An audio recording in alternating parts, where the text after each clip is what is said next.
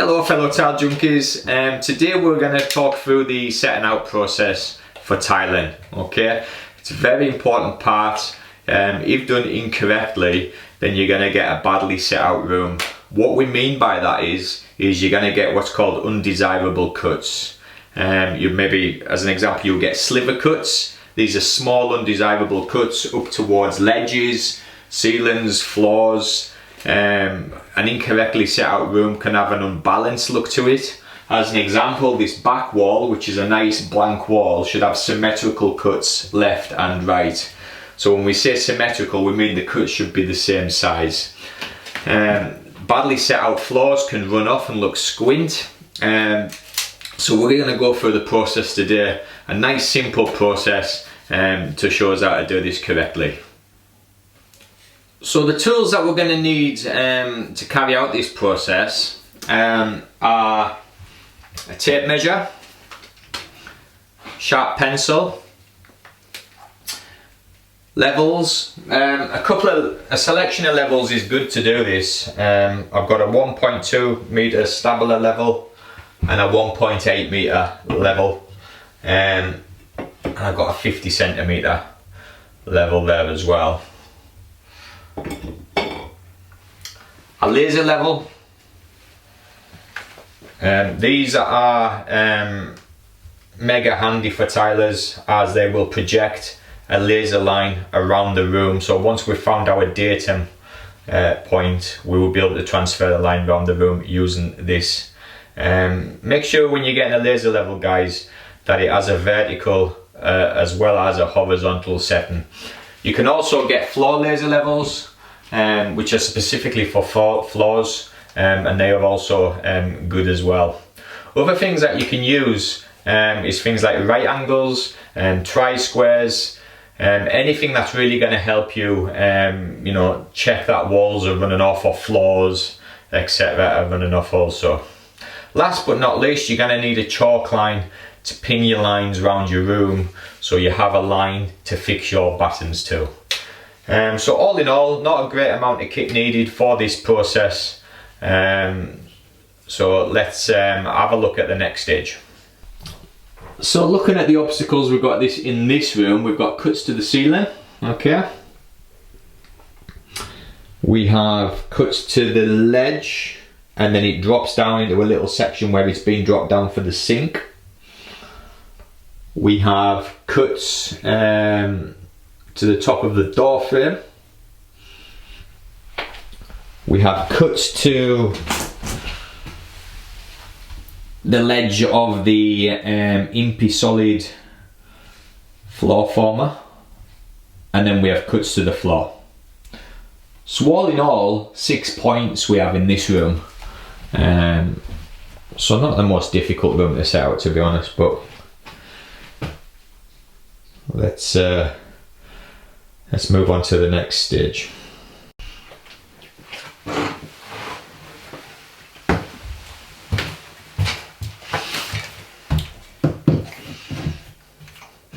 Now guys, one thing that you want to watch out for when you're doing this process, if you're taking the level of a ledge, then you want to make sure you find the highest point of that ledge, okay?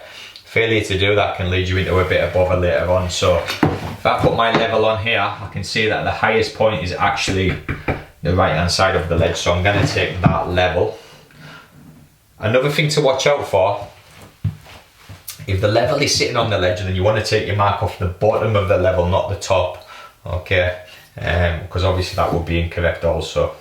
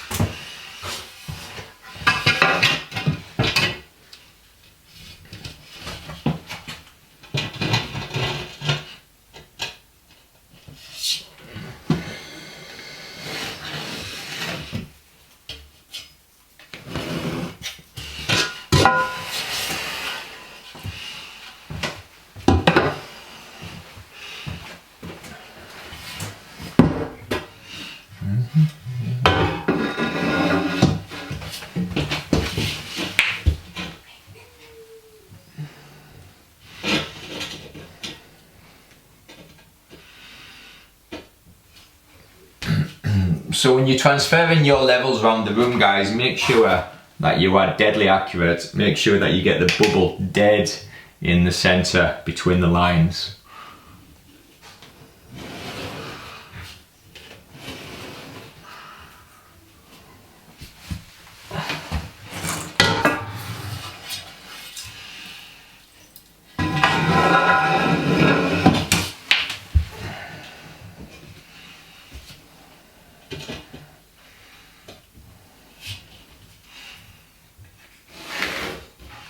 So that's 3 of my obstacles marked onto the wall.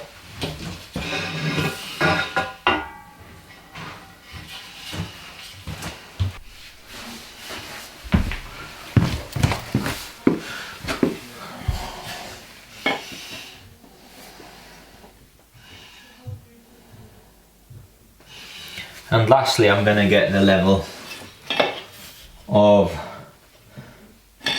the wet deck base.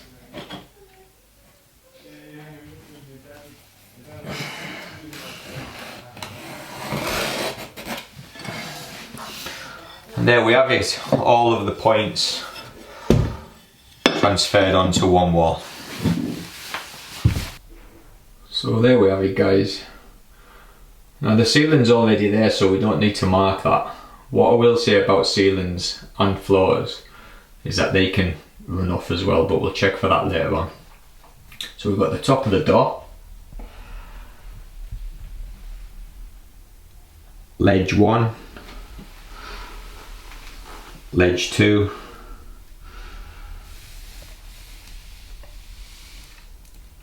shower base, and the floors are there as well.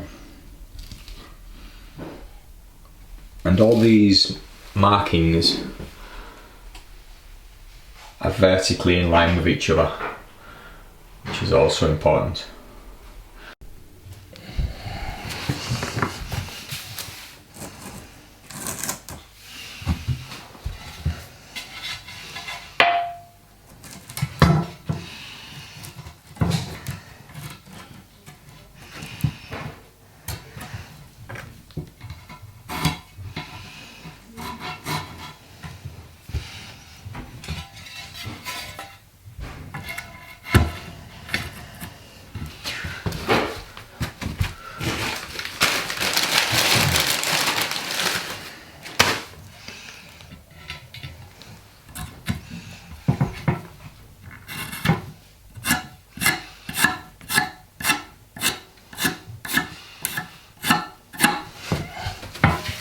So make a gauge pattern, guys, nice and accurate.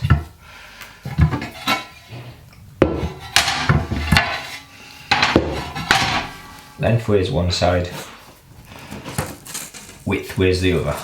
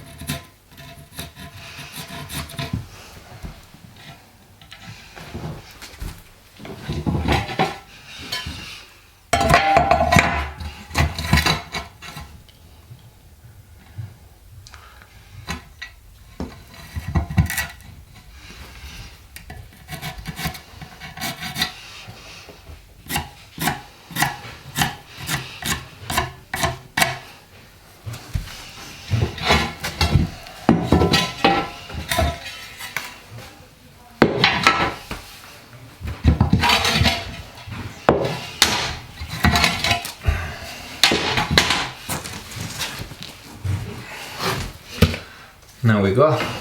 And then what I want to do is on the width side, I want to find the center point of the tile and just mark it on the bottom. So the tile is 200 millimeters wide. So I'm going to just mark the center point on a couple of tiles.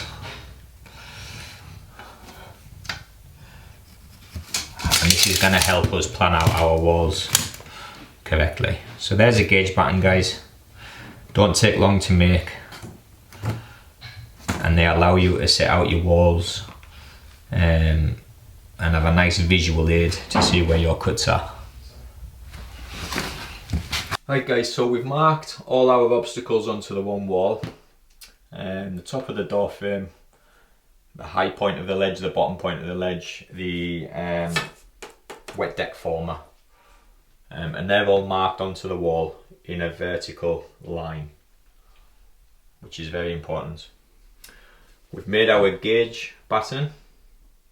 On one side is lengthways, which represents the tile like so on the wall, and on the other side is widthways, which is going to allow us to plan our cuts left to right. Okay, so holding my batten the way that the tile is going on the wall, which is lengthways, or we would call that portrait, I can now start visualizing what kind of cuts I've got using my marks as reference points. So a good start point here as a tiler would be always to check maybe off the top of a window ledge. So maybe the tile just coming just over, and that would be 0 cuts for you. So you could just lay your tiles along and there'll be no cuts. Now you can't just go off that, you have to check every single obstacle, what kind of cut you've got going up against that. So I'm going to check to the floor first and foremost, mark, and then drop down. And as you can see, it's not a brilliant cut, so we can scrap that, that doesn't work. And this is all you do basically, it's just a test and adjust process till you come up with the best possible layout. Just out of interest, I'm just going to check and see what kind of cuts we had to the ceiling from that. And as you can see at the top of the door, we had what's called a sliver cut. So that's a tiny cut above the door, so it doesn't work up there neither. I'm going to look down at ledge 2 now, and I'm going to see if I can plan my tiles to finish just not level with it, maybe a couple of mils over. And once again I'm going to go through the process and check what kind of cuts I've got. So looking down to the floor, that is a good cut. You can see it's a 3/4, well, a 2/3 cut down to the floor from that point. So it works to the floor. Now I'm going to check my cuts up the way. So I have a good cut above this ledge here, ledge number 1. Okay. A full tile, and then we have a 3/4 cut, nearly a full tile. So we've got a good cut above the top of the door also. So we can tell now that all our cuts are good full cuts into every obstacle. We haven't got any sliver cuts, we have nice full cuts that are good to the eye. And that's all it is, guys, that's all you're doing. So what we want to do now is we want to produce what's called a datum line, okay? A datum point.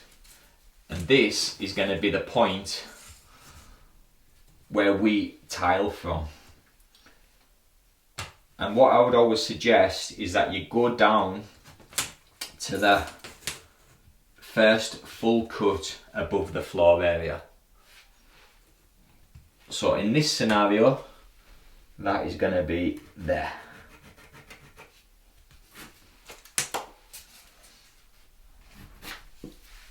That is my datum.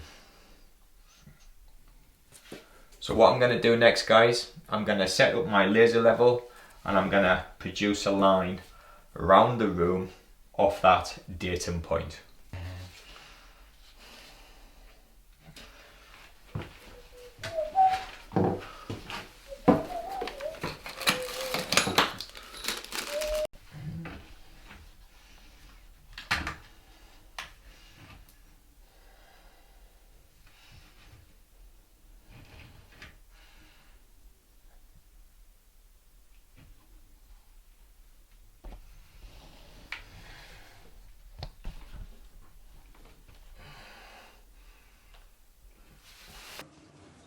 Rolling.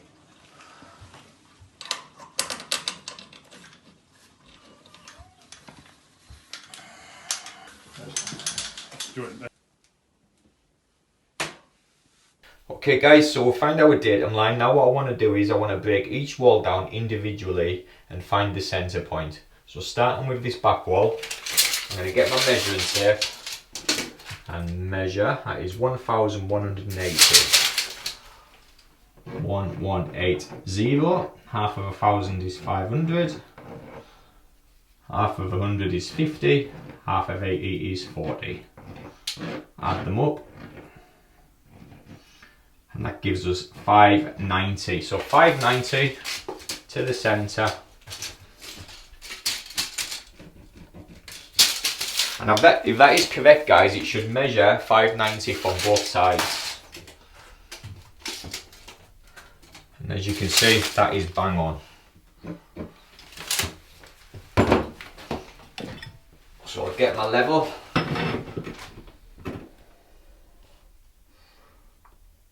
I'm just going to draw a vertical line. From this now, we can use our gauge baton. Instead of lengthways, this time I'm going to hold it widthways, because we want to check the cut side to side now, not up and down. Alright guys, so we found the centre point of our back wall. Now using the gauge baton, we can very quickly see what kind of cuts we have left and right. Because we've took the centre point, whether we go middle of a tile or end of a tile, what that's going to do is it's going to make the cuts symmetrical, meaning that they will be equal size left and right. Okay, so let's check it out then. Let's go for middle of a tile first. Let's see what that looks like. Now if we go middle of a tile, we have like I would say that's about a third of a cut, maybe just over a quarter. Can you see that? Now let's check for end of a tile now. And as you can see, if we go end of a tile, we have a better cut, don't we? It's like a 3/4 cut. So that would be the option that we would go for in this scenario. We would actually go end of a tile. Okay. So what I'll do is, once I've figured that out, I'll get my China marker and I'll just mark that on the wall. So from the centre point, I'm going end of a tile. So I'll just put an E on the wall. And that lets me know exactly where to start with that tile.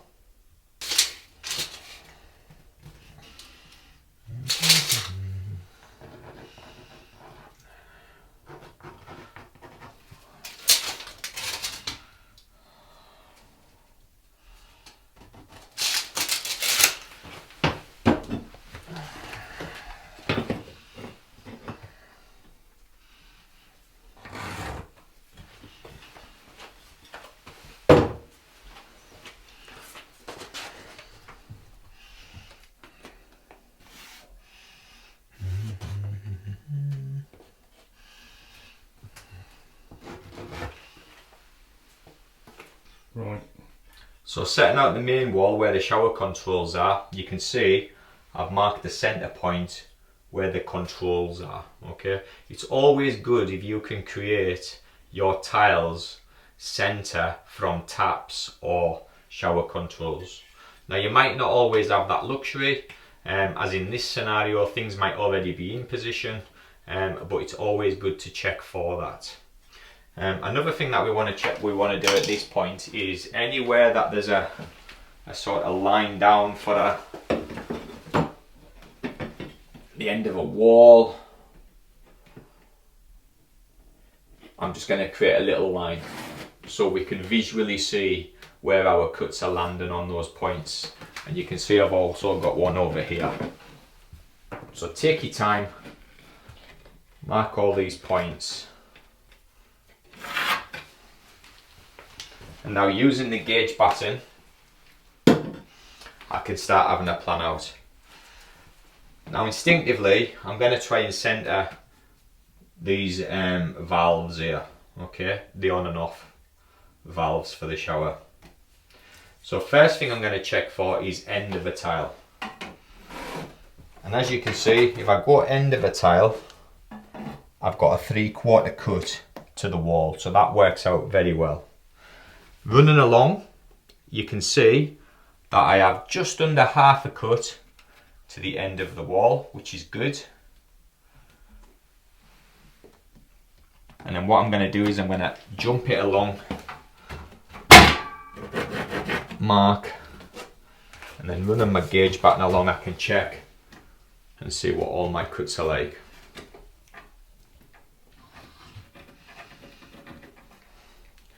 Good cut to the end, decent. And as you can see, I have maybe not a brilliant cut up to the ledge. So the only way I can get rid of that is by off-centering my valve. So that's a decision that I will have to make. Okay, so I could either bring it left of the valves to create a better cut there. I could just live with that cut and put a smaller cut in there. It's something I will have a little think about. Okay guys? Happy. Okay, moment. So the two types of methods that we can use in the setting out process. The first one is called the centering method. And this is when you take the center of the wall and you work out from there, and it gives you nice even cuts. And that's the one that we're going to be doing today. The other method is called the working out method. Now this is when you've got a tile with, say, like a pattern on it. Imagine like a flower on a tile. The piece that you cut off, you want it to continue around onto the other wall. Okay, so when you're doing the working out method, if I make an adjustment to the right, okay, so it all swivels round, you understand? So if I make an adjustment, I then have to go onto every wall and check my cuts once again. It's more difficult to do. You will also use the working out method when you do pattern work, such as herringbone or diamond set. Right guys, so that's a laser level setup then, and as you can see, it's dead in line with our mark for our datum line. What I would do at this stage is mark every end point of the line very accurately with a pencil or a China marker, and then I would ping a chalk line between those two lines, and that would create us a nice level line around the room ready for our buttons to get fixed onto, so we could start the tiling process. A couple of things to watch out for. If you've ever taken the centre point of a wall, okay, like we've done here, if the wall's not plumb and your laser level is pointing at an angle, it will not give you a vertical plumb line. Okay, so that's one to watch out for. Now while we're at this stage, there's a couple of things I want to talk about, and that is the fact that ceilings and floors can run out. Now this is only a problem when you've got a tile finishing exactly up against a ceiling or a floor, because as we know, floors and ceilings can run off and it can catch you out. So you could plan for the tile to finish at the top and you could think, great, I've got no cuts, but by the time you get to the other side of the room, you've got like a 15mm gap, okay, which is problematic because it looks untidy. What you're going to do, fill it with grout or silicone, it's just going to look wrong. So what we can do to check for that, if you're ever doing that, is you simply measure from the ceiling to the laser level. So let's write that down, 1972, and if I go to the opposite corner of the room, let's have a look and see what that is.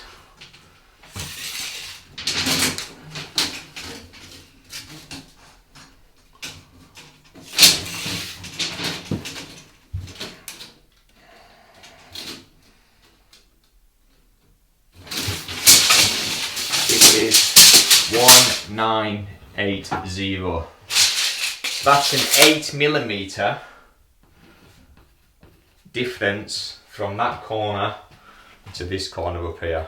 Okay, and you can do the same with floors to check that as well. Another thing that you want to be careful of, guys, is starting a full tile from a wall. Now you can do it, I do it plenty of times.